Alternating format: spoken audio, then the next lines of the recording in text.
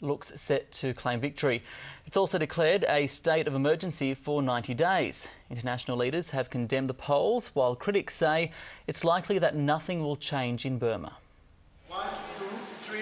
A sight not seen in Burma for 2 decades, counting the votes in a general election. The theatre is there, but not the suspense. Though the official results are days away, there's no doubt these military junta leaders will be declared the winners. A quarter of the seats in the parliament are already reserved for them. There are elections that are being held right now in Burma that will be anything but free and fair based on every report that we're seeing. And for too long, the people of Burma have been denied the right to determine their own destiny. These elections have been far from free and far from fair. A number of democratic parties have participated, and we will be watching very closely what emerges from the Burmese political process.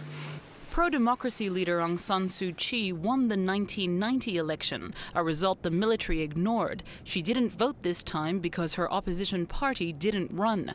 It encouraged others to boycott the polls too. We are very much concerned about the people, how they will act, you see, against the election, because we are asking them not to go to vote. Many regions reported low voter turnout. At least 52 military MPs have already been elected because their seats were uncontested. Opposition parties complained that a lack of funding prevented them from running in many areas.